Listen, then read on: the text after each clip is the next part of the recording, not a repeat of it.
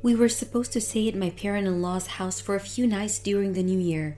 The three of us, my husband, my daughter, and myself. But I was suddenly called to come into the office right then because I had been taken ill for a whole month and I sadly couldn't go. I asked my husband to go alone with our daughter, and he graciously accepted, assuring me that they would have a great time. But when I called my daughter during a break at work on the day they were scheduled to leave, she told me something so shocking and completely unexpected. She told me that she was at home alone. I called my in-laws to try to get some more information before rushing home, and I found something in the house that changed everything. I looked at it fearfully, and there it was. This is the story of how my husband did the unthinkable, leaving his own daughter at home alone in the process, and how his family and I worked together to give him the consequences he deserved for his heinous actions. My name is Florence, and I'm 40 years old. I used to live with my husband Bryden and my daughter Mindy. Bryden is a domineering man by nature and has a strong stereotype that women are all supposed to do all the housework. The most probable cause of this mentality is Bianca, my mother-in-law.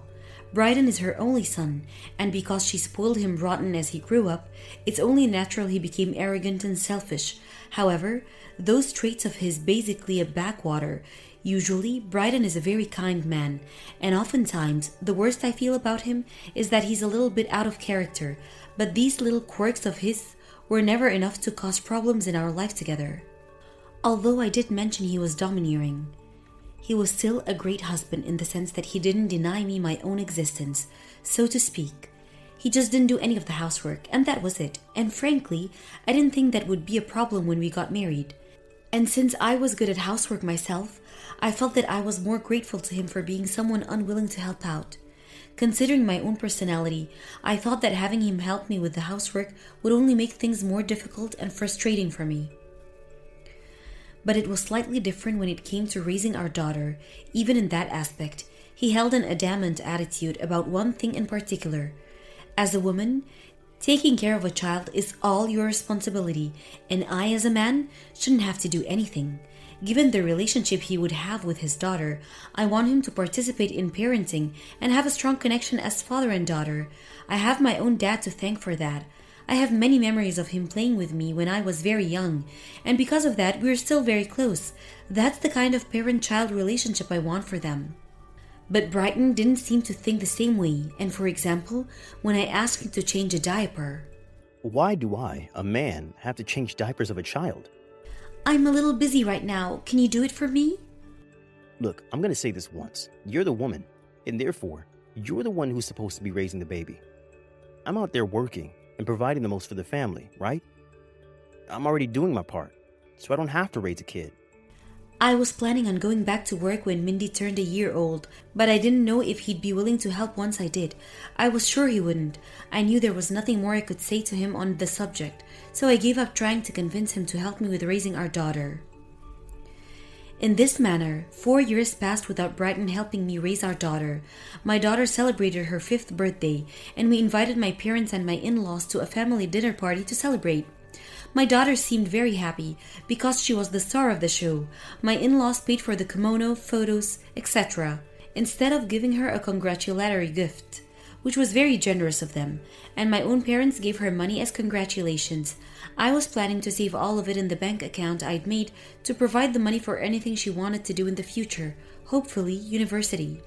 But Bryden asked, What are you going to do with this money? I think I'll save it in Mindy's bank book. It'll be a good contribution. Oh, I don't think you don't have to save it, honey. I want a new coat. I'll use the money she got today for buying it. That surprised me and my parents, and we fell silent for quite a long time afterwards. This is the money that we're giving to our granddaughter, son.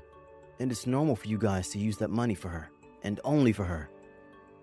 Wait, really? But the other day, I used the money in that account to go shopping. I bought a snowboard. My favorite brand came out with a new limited edition design.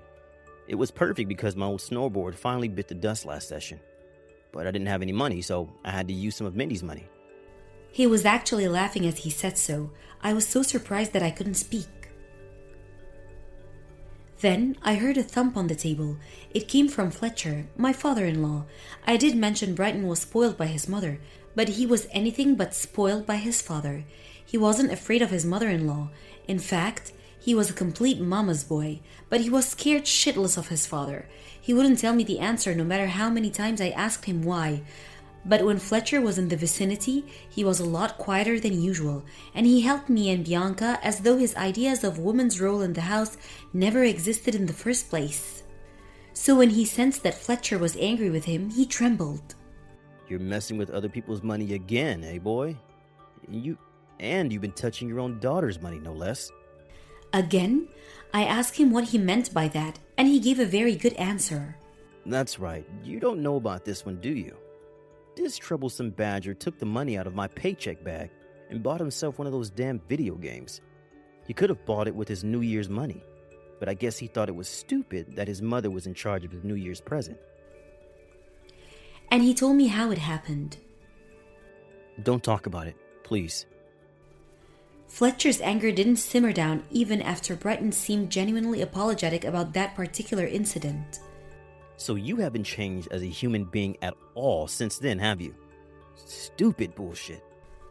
He proceeded to get up, stride over to where his son sat, and grabbed by the collar. We were celebrating Mindy's 5th birthday right on that day, and I knew it was a bad idea to get into trouble here, so I did my best to stop him. I couldn't keep him from disciplining Brighton by myself, so Bianca and my own dad stepped in to help subdue him, and the situation was settled right then and there, but the atmosphere was no longer one of the celebrations. But instead of bitter awkwardness, the dinner party was cancelled, and we decided to go back home. Mindy was so scared about what she had just witnessed, so much so that she looked down without talking at all until we got home. She fell asleep in the car, so I carefully carried her up to the room and put her to bed. And then I went back downstairs to talk about the situation with Brighton. So back me up. Why did you spend some of Mindy's savings? Why would anyone get so angry just because I bought something I wanted? What the hell is wrong with you, Dad? You don't understand why he's angry with you, or why I'm also angry with you? I feel genuinely disgusted by his lack of repentance. You really don't understand, do you? Mindy's savings is basically our money, or money from our parents, right? It's not like someone we don't even know is secretly depositing more money into her account, right? Who cares about who spends the money given to the family by the family? That is so stupid, Brighton. I cannot believe you'd use Mindy's savings without asking for anyone's permission. I can't believe you didn't ask me my thoughts about it. The hell? You're just as picky as Dad. A fuss like that is more than enough for me to never want to ask for your advice again. You never consult me about anything before you take action. You never think about how one of your decisions could affect us, Brighton. But look at you now, making a problem about it. Saying that I never should have bought what I was hoping to get. I'm just glad I didn't confide in you beforehand. If I had, I would be significantly less happy than I am now, so... When I heard those words, I realized he had no remorse whatsoever. This was a huge red flag for me, and it made all possibilities of future actions extremely easy. I don't trust you anymore. I want a divorce. Wait, what? A divorce? You can't be serious. There's nothing funny about it. Money is very important, even amongst the members of a family, Brighton. And anyone who takes the important responsibility lightly isn't someone I'm willing to be with. I want a divorce. No divorce, absolutely not. I'll pay you back the money I used to buy the snowboard with my next bonus. Just please, don't demand a divorce, please. By that point, I had lost all faith in him, so nothing he said resonated with me at all. However, I quickly became afraid about Mindy, and that she may feel sad and lonely in the future about losing her daddy. If it meant sacrificing even a little of my daughter's happiness, it made me pretty hesitant to divorce him. All right, you've convinced me. Promise me then. Promise you anything. You will never touch Mindy's savings again, and you must discuss matters that involve quite a bit of money with me. If you break either of those promises, I'll divorce you more quickly than you shall fall to the floor and beg for forgiveness. Okay. I won't ever do something like that again, I promise. And so the matter was peacefully settled. 4 years have passed since then, and Brighton had kept his promise for all that time. I manage our daughter's bank book, and he didn't know where it is in the house, so even if he wanted to touch it, he couldn't. Apart from that, he had been faithful with money in general. wherein if he wanted something that would cost anything more than $100, excluding regular groceries, he always asked me for it. And with every passing year, perhaps, he became satisfied with what he had, because he didn't seem to want many things anymore. And 4 years ago, when he made that promise to me, Bryden became kinder and more considerate of our daughter and began to participate a little bit in raising his daughter. We were moving in the right direction, or so I thought. Bryden and I both worked at the same company, and towards the end of every year, we were both very busy with work. We were so busy that working quite a bit of extra hours every night became the norm for perhaps 3 weeks, and we both often came home later than usual during the period of turmoil. What was strange was that he didn't used to work many extra hours, but during the last 2 years, he had been working a lot of overtime, even during the regular year. Mindy really seemed to miss him, but it couldn't be helped because he had to work. Listen, Mindy, darling, Daddy is as hard as he can for you these days. We'll be able to spend time with him after New Year's, so do you think you can be a strong girl and patient for a few more days? Mindy nodded her head in agreement without uttering a word. A few days passed, and one day I received a phone call from Fletcher, my father-in-law. We actually hadn't seen each other ever since that incident of 4 years prior, but I kept communication between both he and his wife. Hello there, Florence, my dear. It's been a long time. How are you doing? I'm doing fine, Fletcher. It's so nice to hear your voice after, 4 years now? Yeah, 4 whole years. Time really does fly by like a damn bullet sometimes, it seems. It's good to know everyone's doing good. So down to business. We haven't seen Mindy lately, so if you want, you can come stay with us during the New Year's season. Staying with you? I asked Fletcher to confirm I'd heard correctly. There was some static on his end. Maybe he was in a car or somewhere. And I know Mindy heard me because she sprinted to where I sat and started to jump up and down saying, "I want to go, I want to go, I want to go," in enthusiastic repetition. Well, looks like someone's sold on the idea. Of course, Fletcher, if you're truly fine with it, we'll gladly stay over a few nights. I replied. Mindy seemed very happy. When Bryden came home that night, I told him about the phone call, and he said, Well then, it looks like we'll have to take the end of the year off for work, doesn't it? Yep, well, I'll do my best to finish up the work that's piled up, and you do your best too, okay? Hell yeah. Let's go to my parents' house for the first time in a while. My husband was also on board with the idea. Perhaps it was necessary in order to get the end of the year off, but he had to work more overtime than ever before. However, right as the end of the year was approaching, someone at my company got called in with a case of pneumonia. They wouldn't be able to come into work for a whole... In a nutshell, I had to go to work at the end of the year too. When I told my husband about it, he responded in a disappointed tone. Oh, come on. Well, I guess there's nothing we could do about it then. I'm really sorry, honey. I wish there was something I could do to change things, and I've never tried, but my boss said they really needed me for just a few days. I know I'm going to be able to make it in time for the New Year countdown, but until then, I can't go with you. So can you take Mindy to your parents' place and spend a few days there? Sure thing. I'll let them know about your situation. Thank you so much. It was hard for me to tell my in-laws that I had no choice but to partially ruin our plans, so it was kind of Bryden to do it for me. On the day they were going to my in-laws' house, Mindy looked sad that I couldn't go with her, but she became hopeful to see me again right when the New Year was upon us. I asked Bryden to take care of her, and I went to work. Around noon, I was wondering if they'd arrive at her grandparents' house yet, and I messaged her asking that very question. Little did I know, I was in for the shock of my life, as Mindy would reply this. "I'm at home alone right now, Mommy." I couldn't comprehend it and rushed to call her. Then she elaborated. "Dad said he was going somewhere and he never came back. Oh, Dad, where did you go?" "So you've been alone in the house ever since I went to work?" "Yeah, and I don't like it at all. Dad said that Grandma and Grandpa suddenly had some urgent business to do with the house and had told him not to come, so we had no choice but to stay home, and then he went with the car, and I haven't seen him since." That was more than enough information to make up my mind. I told her to wait for me, and that I would up a little bit of more work before going home within 2 hours. Her voice brightened a little bit when I assured her I was coming home, and after telling her I loved her, I hung up. Then I called my father-in-law. He didn't pick up at first, which made me suspect that they really were doing something with the house. But I attempted calling him again, and this time he answered the phone immediately. "Hello, Fletcher. I'm sorry to trouble you, but did you have something come up with the house today?" Wait, what? Where did that come from, dear? No, the house is fine. And Brighton told me you had something urgent to do and couldn't come, right?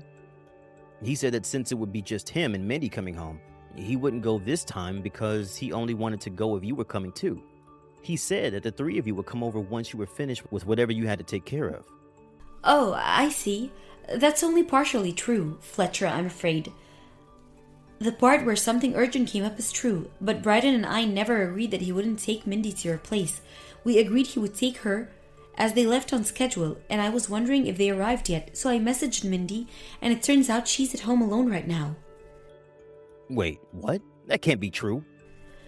I couldn't come home because of work, so I entrusted her with Bryden, but he's apparently gone now. Ah, shit. That boy's such a damn screw-up. Alright, don't worry about a thing, Florence, dear. We'll go to your place now, and you get back home when you're done with whatever you have to do, alright? I'm so sorry, sir. Thank you. We'll talk again when I get home. No worries, dear. Good luck. I hung up the phone and rushed to finish my work as soon as possible. A few hours later, my boss saw me working in a pretty agitated manner, and perhaps she thought something was wrong and asked me what was going on. I explained the situation and she said I could go home, so I thanked her before hurriedly packing up my stuff and leaving. When I got home, Mindy was sleeping because she was tired from playing with her grandparents. I thanked them deeply for their help and further elaborated on the situation. I didn't know where Bryden had gone, so I called his phone, only to discover it was ringing from the coffee table in the living room. He had forgotten his cell phone at home. I was struck by a sensation of guilt as I picked it up, but swallowed it and proceeded to check his messages. That's when I discovered there was a very active exchange of messages with another woman, someone by the name of Vivian. As I scrolled through the messages, I found out more and more of the truth. So I was supposed to go to my parents' house, but my wife couldn't make it. So I'm gonna pull some strings and pretend I can't go to my parents' house for the holidays. Or at least not yet. Looks like we'll have that end of the year you've been wanting to go to, darling. Oh, yay! Then I'll open up my schedule for the 29th, all right? The 29th was today. There were a lot of other messages, and it completely confirmed Bryden was having an affair. I showed my in-laws the correspondence, and of course, Fletcher flew into rage, and Bianca looked crestfallen as I saw her hang her head heavy, quivering, breathing coming from her nose. No doubt the poor dear was on the verge of tears. We decided to find out where the date was and shit on their New Year's parade. We checked the messages further, and we eventually found they were going to dinner at a hotel in front of the station. So after asking Bianca to wait at home with Mindy, Fletcher and I went to the hotel. We couldn't have arrived at a better time, because just as we were stepping out of the car in the parking lot, we caught sight of Bryden and the woman called Vivian coming out of the restaurant, looking happy and full. The restaurant immediately gave off the vibe of a 3-star Michelin, with extremely prominent colors illuminating the interior. The exterior was covered with Christmas tree lights, blinking different colors and patterns, revealing a smiling Santa Claus upon his sled and his reindeer running across what appeared to be a starlit sky. The words Merry Christmas and Happy Holidays flashed in red, white, and green. Frankly, the sight was majestic, but it could also give anyone normal human being epileptic seizures with how bright the flashing was. We marched towards them with murderous intent. Bryden quickly noticed us and tried to run away, but Fletcher was faster and tackled him, burying his face in the snow. We shoved them both into the car and headed home. Fletcher grabbed both of their coats and unsheared them inside, sat them both down the floor, and stood in front of them, stance robust, arms across, face expressionless with anger. Care to explain what's going on here, boy? Bryden was trembling, intimidated by his father's demeanor, and started talking. He spoke of how he had been having an affair, about how he had been lying about working late in order to meet up with this woman, and about how she had been buying things for him so he didn't have to confide in me about money anymore. It turned out that Vivian is the vice president of a subcontractor of our workplace, and Bryden was only with her for her money. I was stunned to hear this, but I wasn't stunned with shock. but with shame. I felt ashamed of him as a husband and a man because he was willing to discard his own family for the sake of a woman rich enough to spoil him with things he wanted. I had another look at Vivian and I saw an older woman.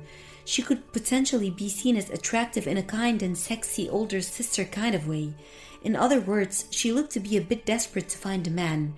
And she was definitely of age, and I saw no ring on her hand. I concluded that he must really be with her to be spoiled. Bryden was talking all these stupid excuses to his father, not to me, and by golly, was I taken aback by that as well.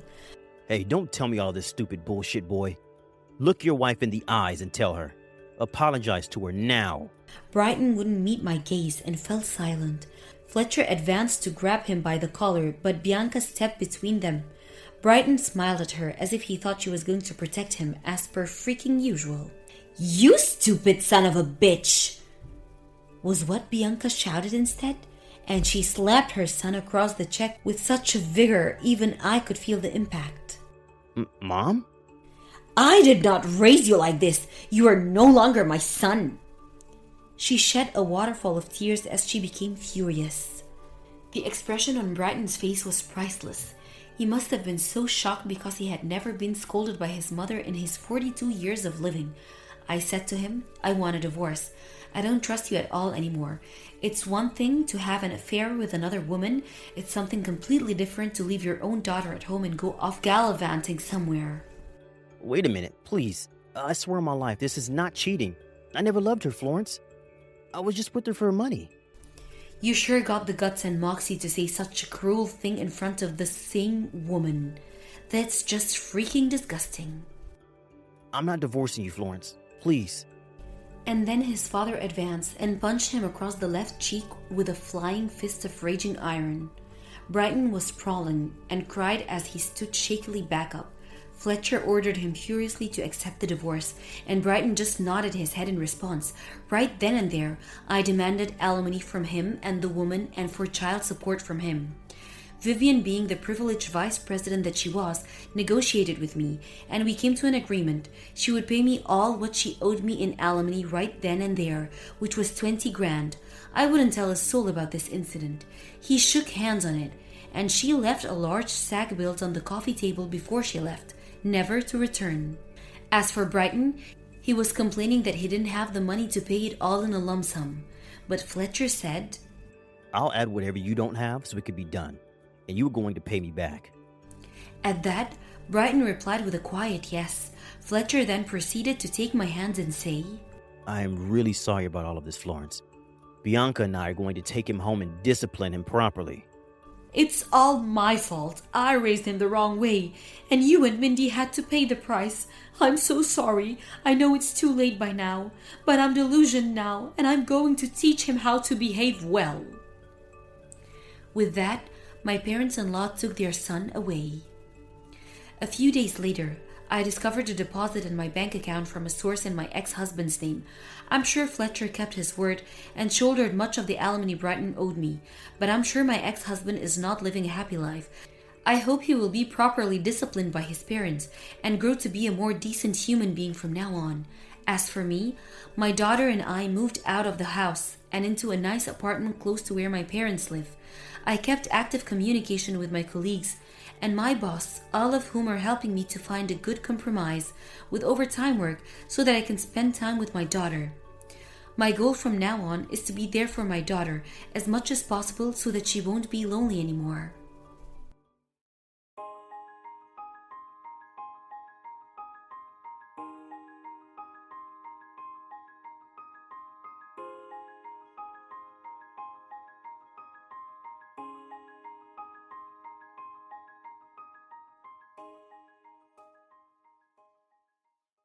All right, everyone's presentations are done. Nick, the manager, said as he tried to move the discussion forward. Excuse me, I haven't. I recently found out something. Nick interrupted me and began to speak. There's apparently someone in this department who didn't graduate high school and is just a part-timer. Meetings should be for employees only. Absolutely right. His lackey, Mike, of course, agreed with Nick. I'm leaving. After leaving the meeting room, I started to shut down my computer. I noticed that an email had arrived, not in my personal inbox, but in the company's shared email. Thinking, there's no point in speaking up, no one will listen, I went home quietly. The next day, I heard a commotion from Nick's desk. He was staring at his computer screen, his face pale. "Nick, is something wrong?" Mike looked at the screen with him. And he turned even paler than Nick. Why is he so angry? Knowing the reason for Mike's distress, I thought to myself, serves them right. My name is Adam. My mother passed away when I was in the 9th grade, and I was raised by my father. Well, you could hardly call it being raised. After my mother passed, my father changed. He drowned his sorrows in alcohol, and though he still went to work, he squandered our living expenses on horse racing. Because of that, I had to start working part-time as soon as I entered high school. Every month, I went to the convenience store with bills in hand that couldn't be auto-deducted from my father's account. Even though I endured it because I didn't want to be alone, I reached my limit in my second year of high school and dropped out. I found a live-in job at a distant inn. Thank you for everything. The day I left home, my father, still staring at the TV, spoke. Take care. That was our last conversation. Back then, 18 wasn't the age of majority, so I needed my father's permission to work, and I couldn't hide my place of employment. Yet, my father never visited me even once. I kept working just to survive, and before I knew it, I was 42. Years of hard work paid off, and I was transferred to the headquarters. I was thrilled to be recognized by the company, as I thought I'd be working in the field until retirement due to my lack of formal education. Listen up. Our work can change the future of our employees. Don't drag us down. On my first day after the transfer, Nick, dressed in an expensive suit, spoke sternly. There was a reason for this. Our inn was located in a prominent tourist destination, known so well that everyone in the state could sing its commercial jingle. At its peak, we had 5 locations within the state. But that was long ago. Due to financial difficulties and aging facilities, only the place where I had worked for many years and the original establishment remained. I was prepared to lose my job anytime, but now there was a glimmer of hope. With the rise of social media, the tourist area where the inn was located started gaining attention again. Depending on how hard the sales department, where I was transferred, worked, we could either thrive or be forced to give up this prime location to the new hotel chains continuously popping up. For Nick, who had switched careers from another industry to strengthen our sales, this was a battle he couldn't afford to lose. I understood why he had to be strict. I will do my best. Nick sneered at my enthusiastic declaration. Did you not hear what I said? I'm sorry. I thought I was listening carefully. Out of habit from years of customer service, I apologized reflexively, though I had no idea what had offended him. Someone was watching me with a smirk. In this department, there are those who are expected to excel and those who have been shoved here because they have nowhere else to go. You are the latter. It was Mike, the section chief. He's 7 years younger, at 35. But he was called to headquarters much earlier than I was and had been moving around within the headquarters ever since. I'm not jealous, but I can't accept that he's my boss. Graduating from a prestigious university, he has an unusually high pride and caused many problems as a newbie, making things very difficult for me when I was the front desk leader. When I found out Mike was transferred to the sales department a month before me, I was disheartened. Mike is right. With just a middle school diploma, there's not much you can do. Don't even think about achieving results. As if I didn't exist, Nick remarked, I'm thirsty. Mike eagerly ran to the coffee maker. It seems Mike is Nick's lackey. I regretted being happy about my transfer to headquarters, wishing I had stayed on site forever. Send a direct mail to every company on this list by the end of the day. Nick only assigned me tasks that even a new graduate could handle. What? There are over 1,000 companies. You want me to send to all of them by today? Yes, if you and your fellow misfits split the work, even those with nowhere else to go should finish by today. I glanced at the employees typing away expressionlessly. They were worn out from customer service, only thinking about leaving on time, or were women reassigned after having children, with zero motivation for work. Even Sam, a new graduate from the same university as Mike, who was supposed to be among the expected achievers, had no enthusiasm for the job. Having joined the company wanting to do customer service. "I don't care what they say, I plan to quit anytime," he said. Only Nick and Mike were highly motivated, making all the decisions between the two of them. I originally only wanted to work at the inn to survive and had no particular attachment to this job. I swallowed my words, thinking I had no right to reprimand them. About a month after the transfer, Nick told us with a frustrated look. "To commemorate the 50th anniversary, we've decided to create a plan exclusive for one group per day. Originally, Mike and I were supposed to come up with it, but our president, Mr. Thompson, insists on hearing everyone's opinions. So, you all get a chance." As Nick explained, Mike began handing out prints. "Make sure not to embarrass Nick. If your ideas are half-baked, you'll have to redo them." It seemed that they had printed his handwritten notes by Mr. Thompson, which included several questions and a section for free responses. It made sense why Nick had to seek our input, given that all responses had to be submitted to Mr. Thompson. We were given a week to think about it, and a meeting was scheduled to compile our ideas. My plan is to let guests enjoy both the old and modern America. Nick began the presentations. Guests would watch a master confectioner at a nearby traditional sweet shop make sweets in front of them. The welcome drink would be premium tea in a bottle. Nick's plan was certainly attractive. After his presentation, Nick called on us to present in the order we were seated. Just as I stood up for my turn. "All right, everyone's presentations are done." "Excuse me, I haven't. I recently found out something." Nick interrupted me. "There's someone in this department who didn't graduate high school and is just a part-timer." He was likely talking about me. I joined the company as a part-timer and was made a full-time employee when I turned 20. That was 20 years ago, so Nick and Mike probably had no chance to know until recently. "Meetings should be for employees only." Absolutely right. After that, Nick kept creating opportunities to solicit everyone's opinions, purposefully excluding me from speaking. The meeting unexpectedly heated up and went past the scheduled end time. A few people asked to leave, and the discussion continued with the remaining few. "Still here?" Normally, you'd leave in that situation. Though I had no attachment to the job initially, hearing kind words from customers made me want to make them happier. For someone like me, with nowhere to go, the inn was my home and customer service was my life. I felt pathetic about my current self. "I'm leaving." I left the conference room and started shutting down my computer. I noticed an email had arrived, not in my personal inbox, but in the company's shared email.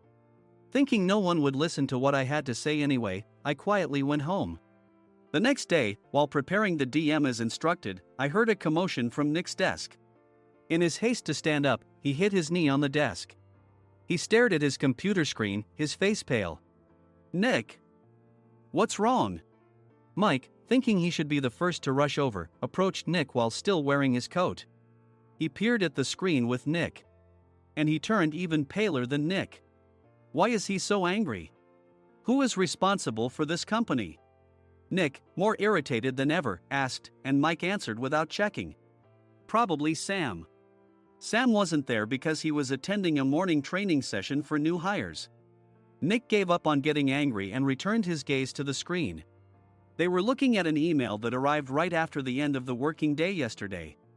Apparently, no one, including me, had checked it before leaving. The email was from a large company that used us for their annual employee trips. The president and executives of that company also frequently used our services personally. President of the company, Mr. Mason himself, had declared that neither he nor his company would ever use our services again. Well, some companies cancel their employee trips or stop using our services due to financial struggles. Let's just move on. Mike kept wiping the sweat from his forehead with a handkerchief. Knowing why Mike was so agitated, I quietly watched their interaction. Do you know how much revenue we get from that company? We can find other guests to fill the rooms, but we'll lose the banquet costs, gift shop revenue, rental car fees, and more. Moreover, the gifts were supposed to be prepared by the traditional confectionery shop involved in Nick's proposed plan. If it's known that we incurred such a huge loss at this critical time, Nick's position in the company would be jeopardized. Nick took a deep breath, seemingly trying to calm himself. All right, Mike. Go to New York right now and apologize to Mr. Mason. What? You're coming with me, right? I have urgent work to do. I trust you, which is why I'm entrusting this to you. Please. Mike, believing Nick's sincerity, agreed with a determined look on his face, saying, yes. That's Nick for you. Even if Mike went to apologize, Nick would shift all the blame onto him if the client didn't change their mind. Well, it was Mike's fault to begin with, so it served him right. About 3 hours later, Sam answered a call from somewhere and repeatedly apologized, saying, I'm very sorry. Everyone watched to see what was happening. After ending the call, he informed Nick with a weary tone. When Mike arrived at the client's company, he only made things worse, further infuriating Mr. Mason. He was demanding, get his boss here immediately. It was no wonder Sam was exhausted, dealing with such a call right after returning from training. What is that idiot doing? All right, Adam, you're coming with me. If sacrificing Mike didn't work, then I must be next.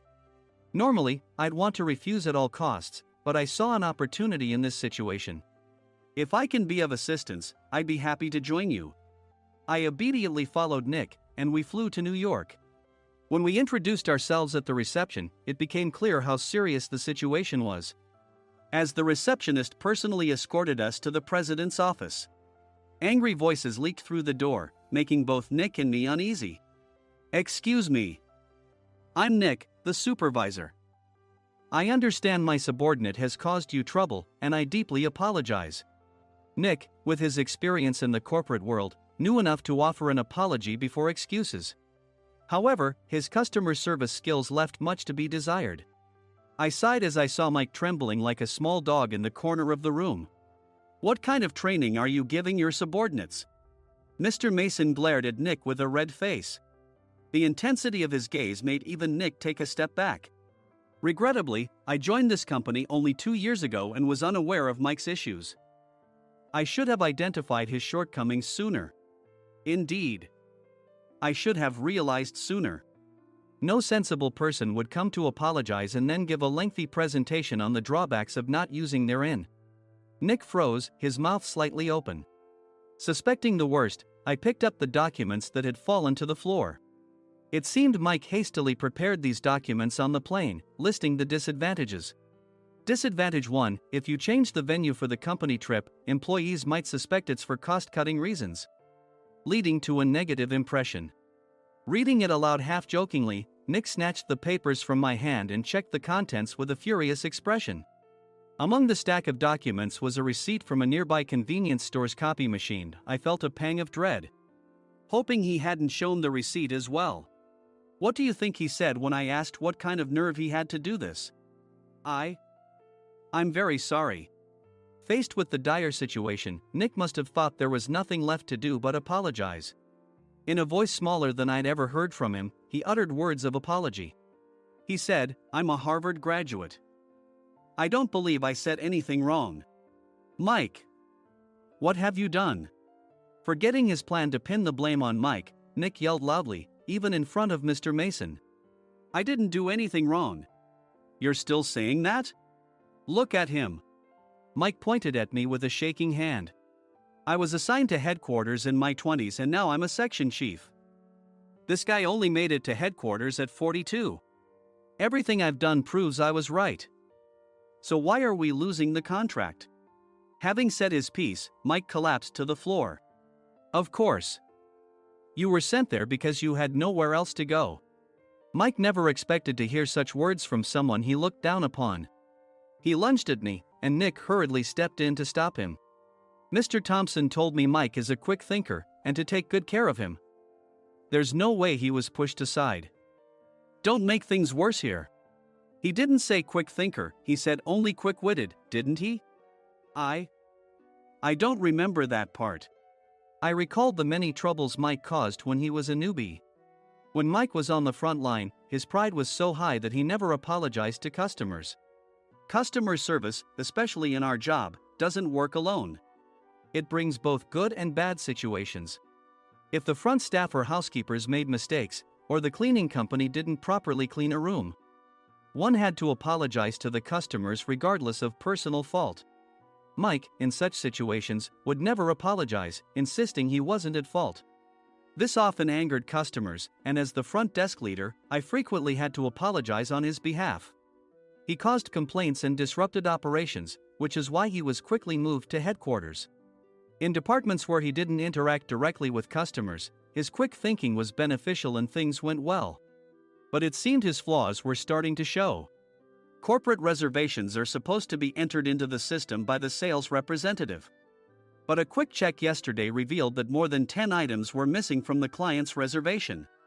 The handover document clearly stated what needed to be prepared. Why didn't you enter it into the system?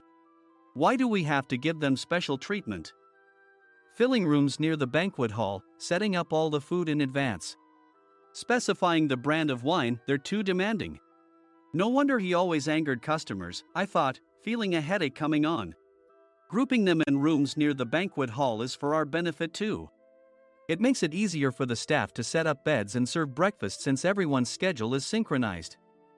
As for the other requests, Mr. Mason suggested them to lighten our load. I didn't know that. Nick finally seemed to realize that Mike was the one who had angered the client. What did you say to them? I just told them we wouldn't give them special treatment anymore.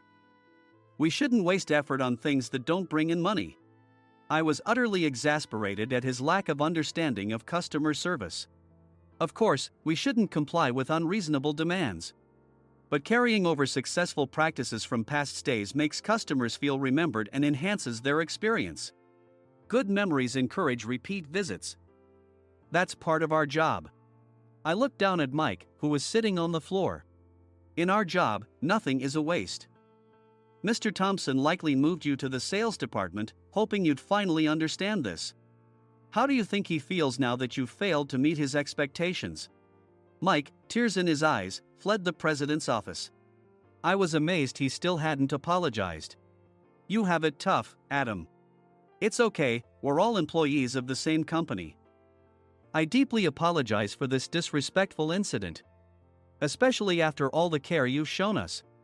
If it weren't for you, Adam, I really would have stopped staying here.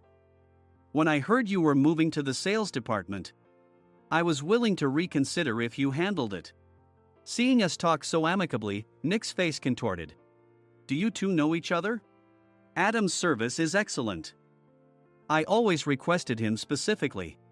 Normally, we don't accept specific staff requests, but we made an exception for Mr. Mason, adjusting my shifts accordingly.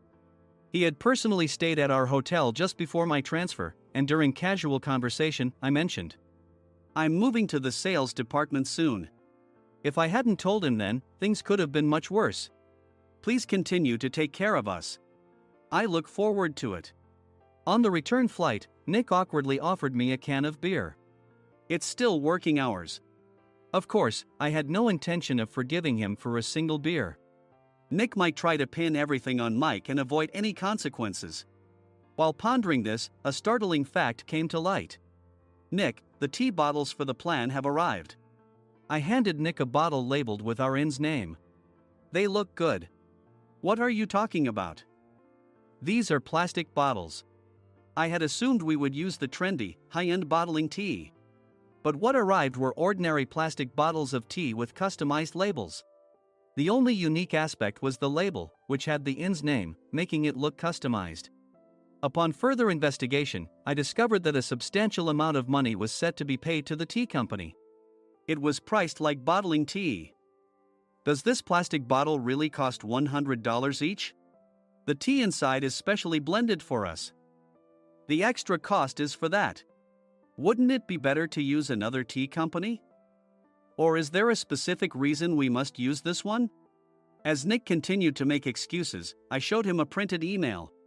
I informed the tea company's president, Mr. Mitchell, that we discovered irregular payments and he confessed. He said you two were high school classmates and planned to split the extra money. That idiot. Why did he confess? That's not important. You should worry about yourself, this could turn into a police matter. Opening the bottle cap, I suggested. How about calming down with this tea? It supposedly has a relaxing effect. Nick drank the tea frantically. In the following days, decisions were made about their fates. Mike was reassigned to the General Affairs Department, with no chance of transfer or promotion, as per Mr. Thompson's orders. As for Nick, since the payment to the tea company hadn't yet been made, he narrowly avoided legal trouble. Instead, he was encouraged to leave the company, and to avoid further complications, Nick submitted his resignation. Rumor has it that connections between HR departments have made it difficult for him to find new employment. Even though it was good to have those two gone, something unexpected happened in the sales department. Everyone became motivated and united in refining the 50th anniversary plan. In the end, my plan was adopted. We collaborated with the Tourist Information Center to provide personalized guides. The plan, tailored to the number of guests, was truly special for the 50th anniversary. "Hey, is Adam's family coming to stay?" I immediately booked that special plan for my family. Sam noticed it on the reservation list and quickly picked up on it. "Yes, I'm inviting my father." "That's great. I might invite my parents too." I lacked the courage to face my father just as Adam. But here, with the confidence Mr. Mason praised, I felt ready. The 50th anniversary plan was a perfect opportunity to reconnect with my father. I hoped to bring back the days when we could laugh together as we once did.